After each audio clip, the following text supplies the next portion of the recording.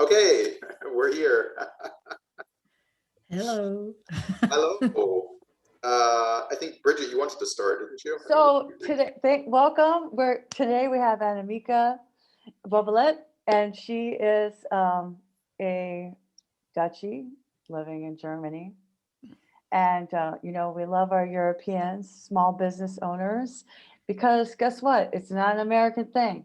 There's a lot of small businesses, and we have a lot of advice for small businesses and nonprofits. And we're super happy for you to be on the show. Welcome in. Thank you. I'm excited to be on the show. It's like, oh my, you guys want to talk to me? Well, Yeah, of of course. course. You're so smart. I mean, I've been Oh, following you on Instagram and Twitter for a while. oh, you So, really are.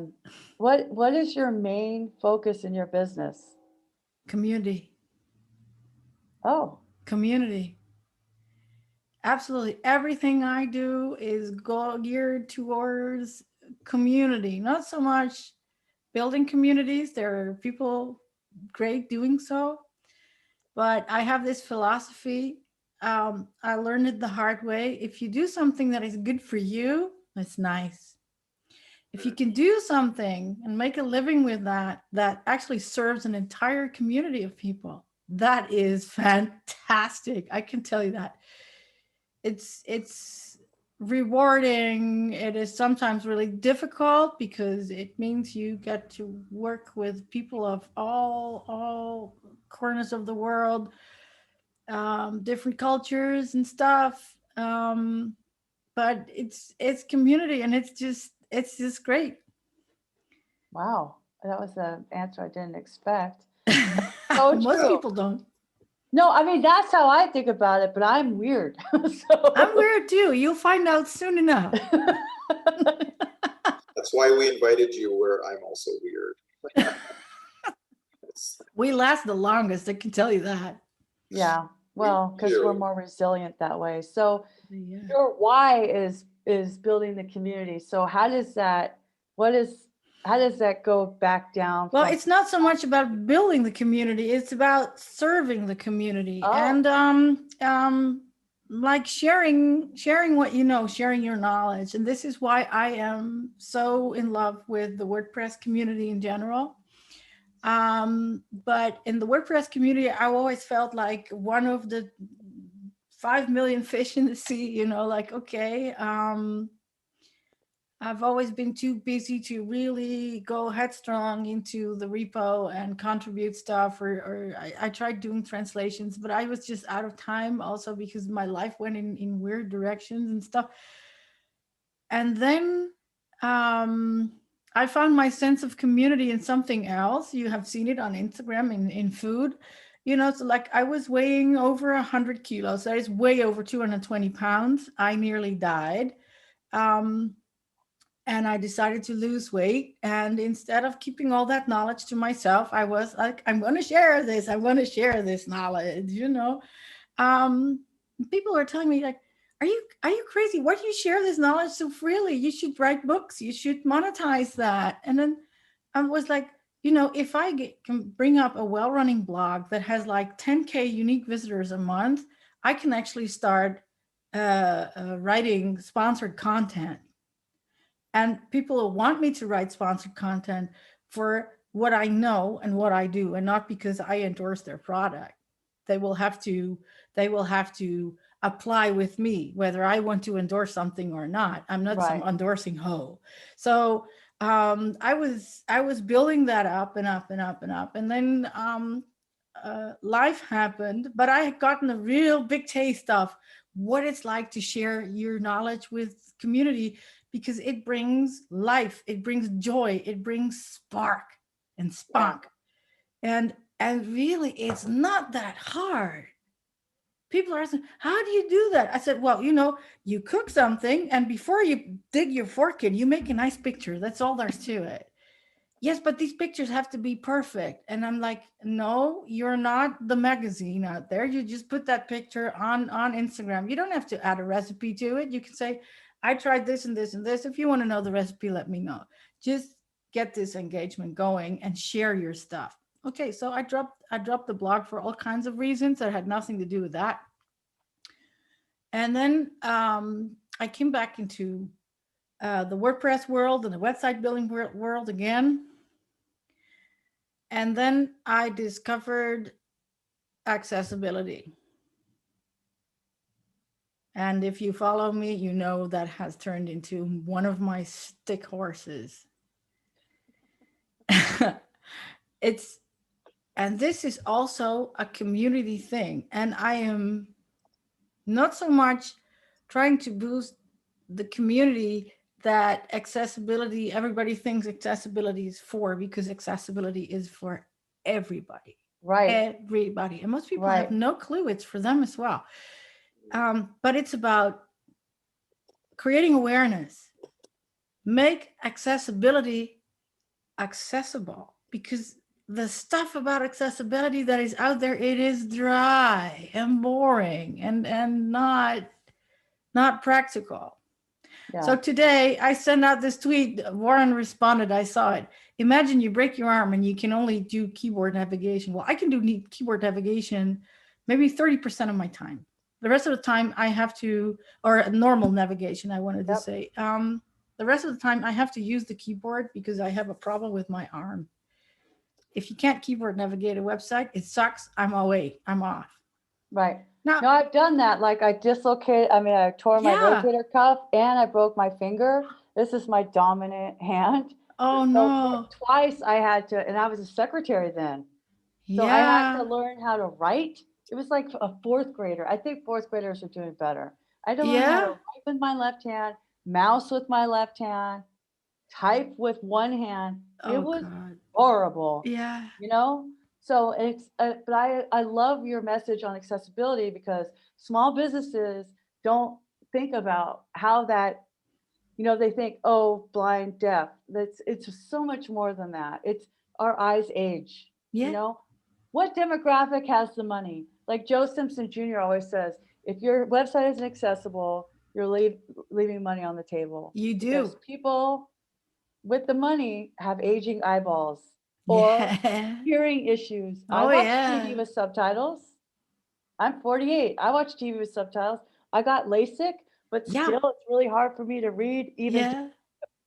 So like when I'm doing my Duolingo or Noom, I'm looking at it and I'm hearing them say the words and I have to pronounce it after. But then I have to like look at it kind of this way, even though I have monovision. It's really those thin fonts. Oh, the worst. Yeah, and people don't realize it. If you're going to, if you're searching for the best florist in Dusseldorf, right? And they can't read your website, they don't care about you. They're not trying to learn German or lose weight. No. They don't care. They're just gone. And you never get that data because they bounce. They're a bounce. Yeah, they're bouncing. And also for SEO, I think, Warren, you're really good with SEO, aren't you? Oh, I don't know if I want to get into that. Hey, you're sharing your screen. Your website's definitely accessible. I mean, it's so clean, It's clean, yes. And it's not, I'm still working on it today. It's nice. And you've got your GeekonHeels, where you've got your tutorials and you've got your blog. This is also really nice and easy to read. Like, this is really important. I mean, SEO, oh my goodness. I mean, I was talking with Bridget about that before we started the call. I mean, that's another nest of vipers. There's the SEO that we use, and then there's the SEO that I teach, and the different tools and your audiences, and it can become a real rabbit hole, that you can get lost in. The interesting thing is, I think for me at least, is it constantly reminds you that you're making a product for a certain user or for a certain group of users. And, I think the web, because it's so instantaneous and we produce content that is accessible, that people can access from all over the world 24/7, that we put something out, we figure, okay, it's out there. But if it's a specific product with a specific need for a specific group, then it has to be a lot more fine-tuned. And then when you're looking at that for SEO, it's really crazy. You've got your on page, you've got your off page, you've got your technical. Are we talking Google? Which country? Are we talking Amazon? Is it a product, et cetera, et cetera? Talking multilingual websites. Oh, I still don't know today whether I should create a multi-site with 3 different languages or if I should WP them out. Yeah. What is your word on that? What's your verdict, Warren? My word, oh my goodness, I'm still discovering that everything that I thought I knew was wrong. Oh, that hurts. That hurts. That hurts really well, I mean, bad. not exactly wrong. I mean, it's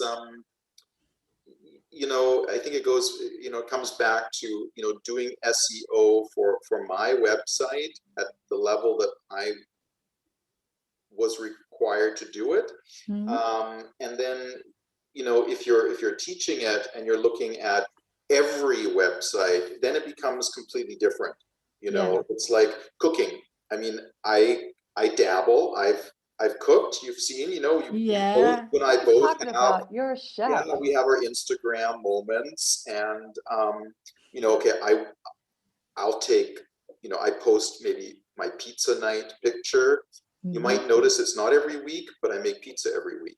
I like that. I like the last one. It made me hungry. Okay, so the last one I was able to post because the lighting was right. Everything was perfect. But I didn't post a pizza picture for the previous 4 weeks because they just never looked good enough. And for me, you have to eat with your eyes. That's where I'm going to say, and probably I would be surprised if Bridget doesn't say the same. Post it anyway.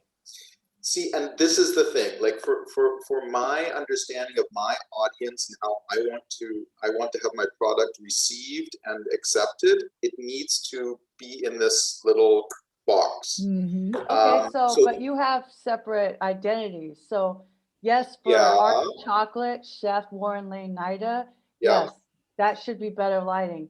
But Warren L-naida on Twitter, hey, I made pizza. It's a fun thing. Yeah, well, come on. That's it's a fun fine. tradition we have with our family.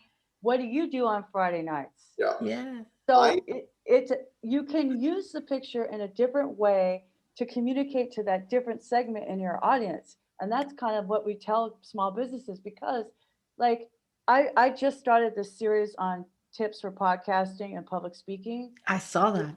Yes. And there'll be one video coming out. Well, there's 6 now, probably 7, I think. And one video coming out until May 6 or 7. Yeah. I binge recorded yesterday. But like I was on a video podcast for 5.5 years. I just got a legitimate ring light this year.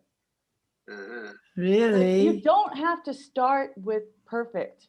No. You need to start, right? So yes. And we also need to give the disclaimer that Warren is literally an artist who sculpts in chocolate as a medium, okay? Mm-hmm. Not a median, but a medium. Yeah. So you have higher standards than most people because you are an artist. But if we were talking to Arne from Kiki's Pralinenwelt, or however you say that, another German word. Kiki's Pralinenwelt. Okay, yeah, thank you. I was waiting for you to correct me. His picture, he did a picture of him and his kid peeling cocoa beans, right? Yeah. So that wasn't on Instagram, but that was on Twitter. Twitter can be totally lo-fi. Yes. Instagram could be better quality. So if it doesn't come out the way you want, then shift the message and use it on a different platform. One of the things that always also markets really well, and this is what you get when you look at Jamie Oliver. Jamie Oliver hates creating nice plates, so he calls everything, what is it, rural? No, rustic. There's this word for that. Whack everything on a plate. and it always looks good, but it's not. And the same thing is with the other guy that they I think it's a stunt that they hate each other. I don't think they hate each other. What's his name? The blonde guy. He's cussing so much. Oh, what's his face? Gordon Ramsay? Gordon Ramsay follows me. Can you believe it? He's following me on Twitter, but on my Dutch Twitter. And I dumped my Dutch Twitter pretty much. I still have it. It has like 700 followers. But the Dutch Twitter is people are complaining so much. And I love the Dutch, but I don't like all the complaining. So I'm more on the international Twitter now. But to get back to the point, I have to warn you guys, by the way, and I'm glad this topic is coming up on Twitter and social media in general. I'm a bad case of ADHD. Okay. Hello? So Squirrel? yeah. What? Squirrel. Yeah. I mean, squirrel. I have two living inside my ears, I think. So I get distracted really fast. But to get back to the topic, humanity, markets. You know, one day I was doing all these perfect pictures, and then on an Instagram account, I unfortunately lost the password to it. I was so stupid years ago. I had the perfect. I know this perfectionist. What do you call perfectionitis of Dutch in Perfectionism. Dutch? Yeah, perfectionism. And then one day I had a bad mood, and I just posted a picture that was like, you know, my food was really great, and I messed up my plate. Here it is, and people like, she's human. Someone Right. literally wrote under my post, "Oh my God, she's human," because perfectionism, Warren, also creates a border between you and the rest. Right. And it's about what? Accessibility. It And- is. And no, Yeah. not accessibility in the ADA standpoint of and the WAG 2.0, but accessibility of this is what we do as brands Yeah. when we are literally accessible. Mhm. People get access to who we are. I start sharing all this stuff about how sad my life is being a widow and everything. And people are like, you're so brave, you're so vulnerable. I love Yeah. watching your journey. And I'm like, it sucks in my head, but I just have to get it out because people are like, you're bragging so much. I'm like, I'm not bragging so much. I'm not trying to brag. I'm just trying to not tell you how sad I am all the time, even on antidepressants. I Yeah. don't take selfies when I'm in my bathtub drinking bourbon and crying because that doesn't look good on the internet, right? Mhm. But sometimes I just say it, hey, this is what's going on. And that is a risk as somebody who's self-employed, right? Yeah. Self-employed to that regard, marketing ourselves. But when Mhm. we do, that is the power. It We is. have power and vulnerability that helps us become part of the community Yeah. of small businesses around us. They don't feel intimidated by us. The power is insane. I mean, people. I lost 37 kilos. I don't even know how much that is in pounds. I don't either.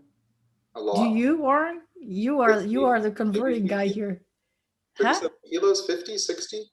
No, Wow. let me wait a second. 37 kilos. One and Ask a half. Alexa. 50 or 60, isn't it? No, this is 2 point something. Oh, call it 70. No, I think I lost 89. Okay. 89 pounds, something like that. Well, That's amazing. you're our guest. You can call it what you will. Yeah, it's okay. You can correct me anytime. I lost I have this really weird form of dyslexia. Okay. I usually say it's dyscalculia, Oh, right. where it's The- not really. It's a strange form of dyslexia. So With it the happened to numbers? me today. It's numbers. I turn around numbers, or I will write a word and I will write character, blank space, character, and then fill in the blank space. And there's no system to that. It's just really weird. You can never let me do your bookkeeping. I mean, it can go in the right way, but it can go in the wrong way as well. But on the other hand, if people know this about you, they're going to wonder, then how can you write a functional design? It's one of the things I do. I write functional designs. when you don't know how to work with numbers, and I'm like, I don't work with the numbers when I do a functional design. And if I do have to work with the numbers, I have a friend, it's called Google Sheets. Right. Yeah. You know, or when you like ADHD is sucks, and it is a bragging rights superpower, because you can go down a rabbit hole, or you can sit down and do something for hours. And you can, and one of the worst things that can happen to you when you have ADHD is when you are forced into doing something you don't want, because your whole system doesn't want it. Right. And then you go into a straight panic attack. Bam. And you know what I do? I tell this to my customers up front. You do? I do. Okay, so how does that conversation, how does that go? That conversation is usually people find me through other people. I've never had to really do big marketing for myself. I've always been marketing others. It's, what do you call this? Word to mouth? Yeah, word of mouth. Word of mouth. Word of mouth. Okay. And then I will tell them this, like, don't ask me to give you something in a week. You call me and you tell me you want it tomorrow. And I'm going to either do it until tomorrow, or I'm going to ask me again in a week.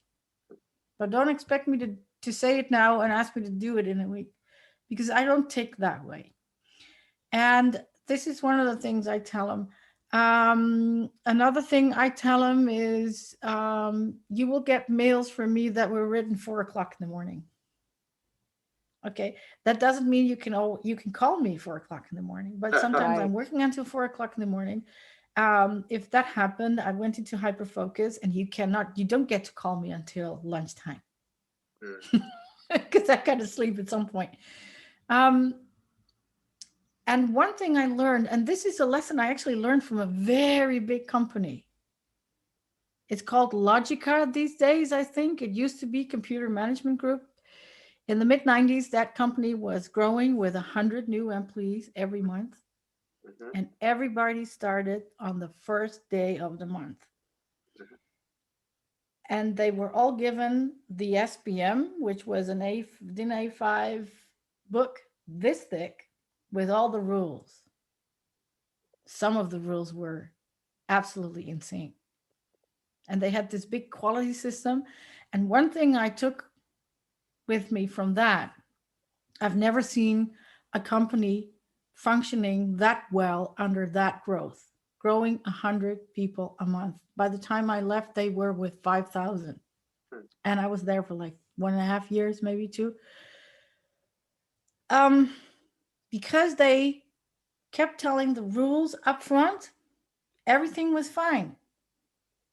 Oh, they set those expectations. Exactly, from the beginning. And I mean, there were rules there that were like, if a consultant forgot his, what do you call this? The tie, the bow tie? Oh, yeah, necktie. He better pray his secretary had one in the drawer, a spare one. Because at that time in the mid-90s, people had to show up in full suit. Forget it once, warning. Forget it twice, warning. Forget it 3 times, you're fired. Yeah. I got sent home. I got sent home in the late 80s for wearing jeans on a day that I was supposed to be on the floor. Yeah. Working with file boxes in the back room. Really, so I right? was expected to wear, because I did office work for 30 years. Yeah. I was expected to wear full on, not office casual, office wear, to sit on the floor working in file box. It was unacceptable. I literally got sent home. Oh my gosh. That's the way, I mean, this is the good part about remote work. Like, I'm in shorts. Yeah. You know, and I make my own rules. But as I'm actually pursuing a diagnosis of autism, and there's a lot of overlap with ADHD, I thought I was super curious about you setting those expectations with your clients, instead of it being like, she's unreliable, she's this, she's that. Yeah, no, I'm setting these up front. And when you do that, and I mean, I like you touching the subject of autism, because it wasn't until my mid-20s that I realized that about 70% of my best friends are all on the spectrum. All of them. And lately, I discovered that my mom is like that. It runs in families. It's and the same with the ADHD. I was telling, like, I said, Mom, you've got ADHD and you didn't know it. And she's like, no, no way, no way. And I'm like, well, this happens, you do that. This happens, you do that. This happens, you don't do that. And she was like, yeah. And I said, your mom had it too. Yeah. But if you tell your customer up front, like, I will also tell them I'm easily distracted. So I can start to ramble. And I tell them, if I'm rambling, just say, Annemieke, you're rambling. So the other day, I have this bird bath out here, and where I used to live, I didn't get to see all these different kind of birds, and they come here and they drink and everything. And I was talking to Jen Miller, who writes for me, and she's one of my best friends. And I said, oh my gosh, there's a pigeon and a barn swallow at the same time, and the pigeon isn't bullying the barn swallow, and they're both drinking. And she goes, but what about the squirrel? I said, what squirrel? She was making a joke, but I'm super literal. Yeah. And I was like, I can't see the squirrels because now there's leaves on the tree. And she goes, Bridget, I'm making a joke. Same. I take everything literal, and people can mess with me because of that. So, wow. Okay, so we went down a rabbit hole, but I didn't expect, this is why we do it this way, right, Warren? So I just tell my clients that German isn't my native language, and then we move from there. That's also very good, because the German market is very unforgiving. I am a community leader with Elementor, and I keep telling my colleagues that. So how does that play out, though? I mean, what do you mean unforgiving in what regard? If they experience you as unprofessional, you're out.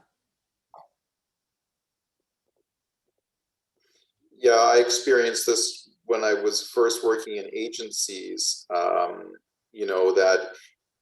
even, I mean, this was before, ideas like design thinking were actually used in agencies, but, brainstorming ideas and doing mock-ups, they had to be perfect. And, then I'd be, told off for that. Well, this mock-up is missing this and that. It's a mock-up.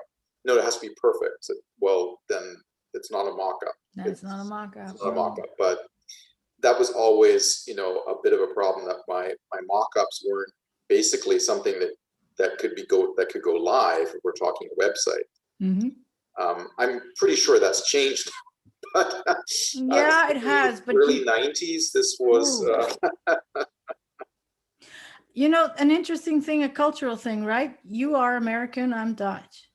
And we have a lot of things in common. And one of them is that we do like small talk, and we like to relate on a personal level as well. I mean, in your language, there is no difference, no distinction between saying du and sie. Yeah, no. Okay. Now, I know this is something you both understand. understand. That gets me in trouble, because I'm the American. He's like UK Canadian or whatever you are, right? What are you, Warren? Well, I'm not American. What are you? Where are you from? Yeah, I was born in the UK, but I spent a lot of time in Canada before I came here. But I've been here for 30 years. Because you don't sound British at all. No, you sound like a Canadian. No, I had to give up my accent when I got the Canadian citizenship. That was part of the agreement. No longer. No way. And then, it's been. You had to learn how to say house and sorry. Yeah, I know. I work with Canadian developers a lot. Yeah, and so.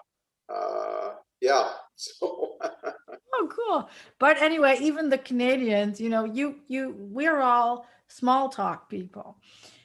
As soon as something is business related, this is difficult, I feel, in the German market. I mean, of course, in the market of creatives, we will say du. I don't even know how you explain that to someone who is not used to having do and see. You guys are, but how on earth are we going to explain this to people coming from countries where Yeah. they don't have this?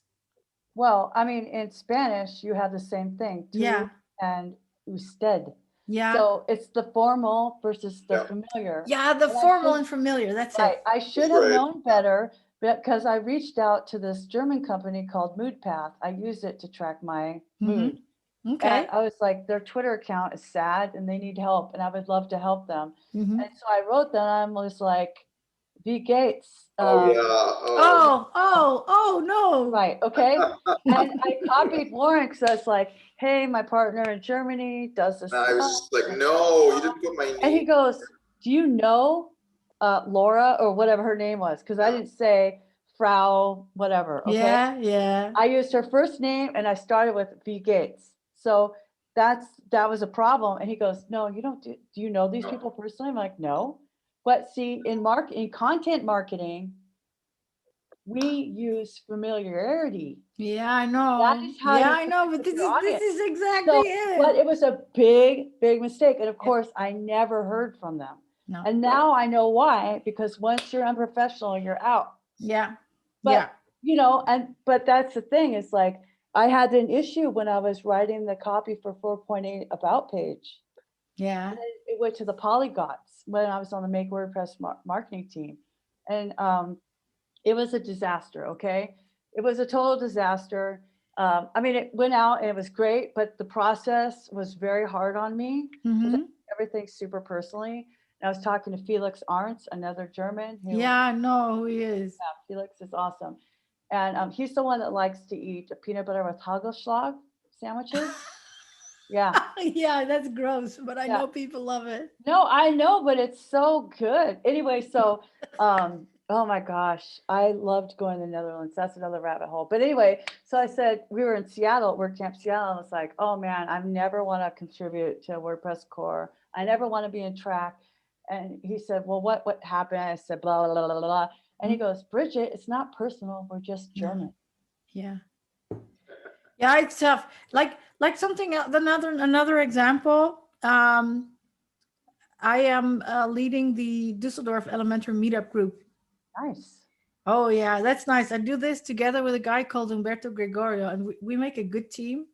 But in no time, we grew to be the biggest German meetup for Elementor ever. So how did you overcome the familiarity versus formal in a meetup, which is supposed to be familiar? Well, that was, this is the thing. I turned 50 this year, and one of my resolutions is like, you know what? Go sit in a cactus, all of you. I am me. I I'm did like that at that. 45. I'm still working on it though. I got 2 years. Yeah. It's actually my trademark. People know this about me. They know Go it in sit the on a community. cactus? No, the Oh. one where I say I'm me. I'm just Oh. like that. So when we start a meetup, I will warn people that my German grammar is a disaster. They will know I'm very direct. Both Umberto and I mean, he's German, but he has a Portuguese background. We like the interactivity. We like it when people talk back, when they have questions. And we don't like the one-way traffic thing where everybody just sits like and you hear crickets. And we keep telling them that. So by now, the existing gang, they know. I just tell them, I like questions. I like direct. I don't like crickets. Talk to us. And slowly this is growing. But then last week we had Taco from Yoast. You know Taco? He's the Yeah, community Taco's manager from great. Yoast. Yeah. I just love this guy to pieces.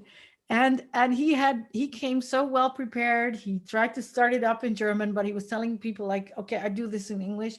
And we were a little bit worried. Because we had like 300 people subscribing. A big part of them want to have the playback afterwards.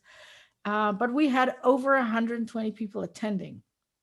Wow. And us being Dutch, we were like, okay, come on, we do some introductory questions. Let's show the person behind Taco, behind Yoast. This is, and you could wait for it. I was sitting there, 10, 9, 8, 7. Yeah, there he was. This one guy going, yeah, this is all really nice, but when are we going to learn about what the presentation is for?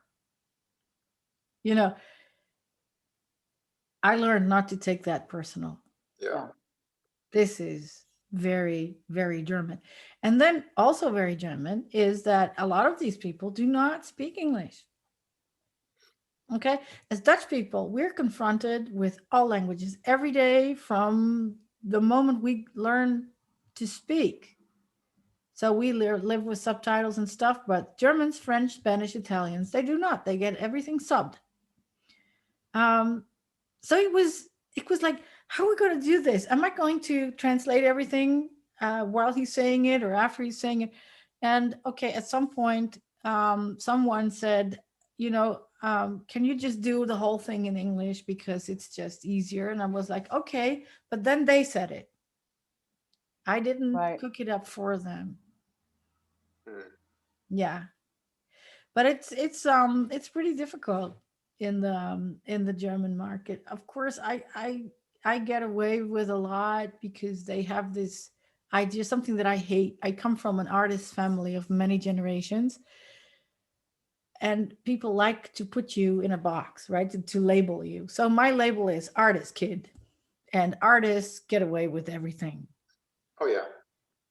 It's something I don't really like, but I also sometimes just say, okay, I'm a little bit weird. I'm a little bit different. I'm an artist. I paint this thing in the wall. It's one of mine. But in fact, I hate it. I hate to be labeled. I hate it because many people think, oh, thank you, Warren. You're welcome. I coach and I teach through painting. Awesome. And this is also a nice thing about business and small businesses for creatives, okay? Yeah. Very often creatives struggle with their rates, with what people expect them to do. And my basic advice is usually, you know what? You calculate in a year how much cost that you have, you divide that through 12, and then you divide that through 24. Because 24 hours is all you can do billable. The rest is blah. Right. Yeah. And then do you add a markup above that? Yeah, and then you add a mark. You add a mark on top of that. Don't forget that, because otherwise I tell the same thing. No, just I add the mark. I said put the mark on it, but the psychology is simply that if you know how that works, you can stand by your rate. Yes. Because it's a trap. It's the artist's trap that people think you are unprofessional because you're an artist. Because you're an artist. I'm like, are you insane? My mom managed to start on what do you call this, orange juice crates when she married my dad in the 70s.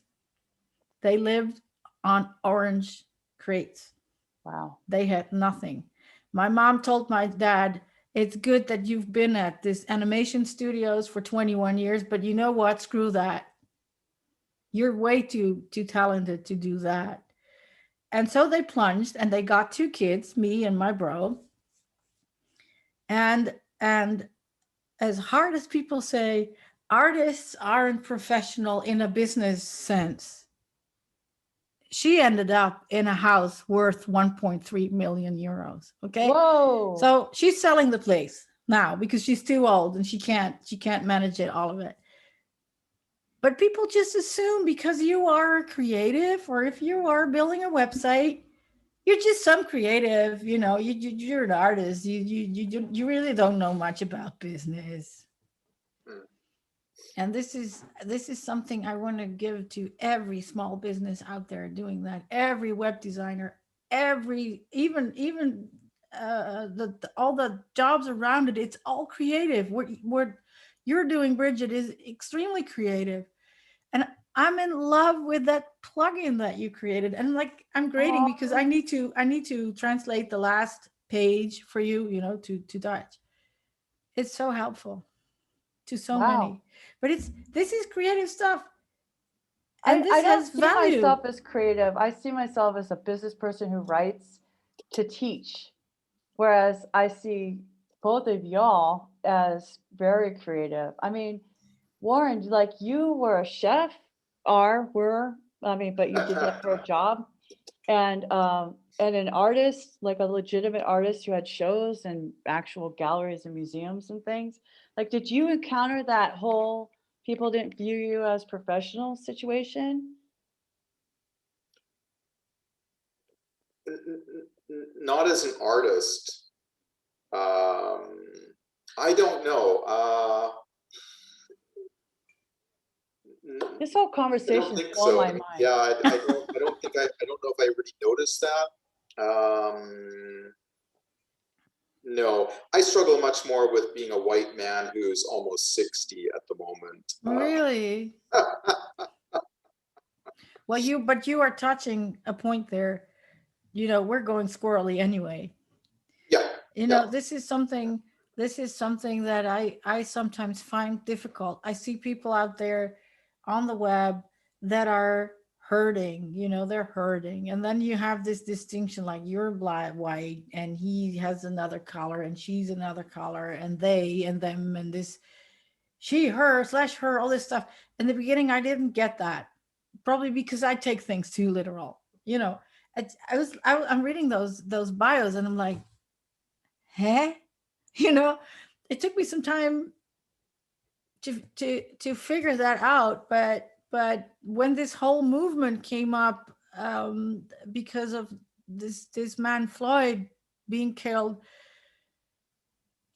I nearly choked on the mutual hostility. It was so hard. It's so hard on me. I see people suffering and trying to make businesses, and it's so hard for me to understand.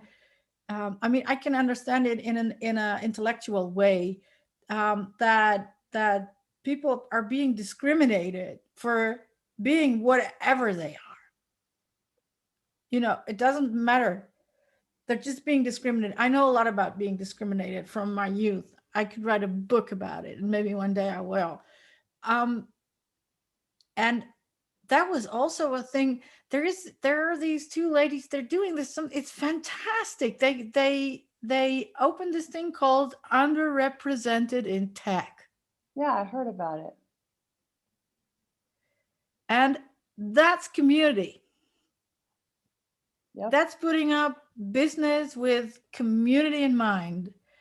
And this is joining people together. And they create something where they can get people to create to I don't know how to say this in English. This is really hard. Like, you see my eyes rolling all the time because Well, my say it in brain is German, like, and Warren will tell us what it means. Ja, wir reden ein bisschen in Deutsch. Über Bridget, natürlich.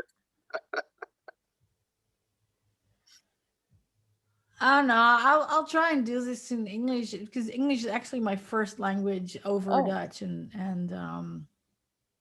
German because of my dad. I'm just trying to find the right words.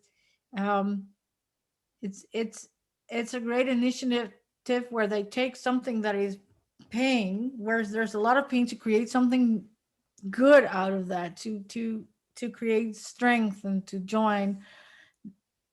And they unite a lot of people and a lot of cultures, and that is something I also love, and I would love to see that more out there, because if we keep going on with this old system where we have only white groups, or only colored groups, or only gay groups, or only, I hate that.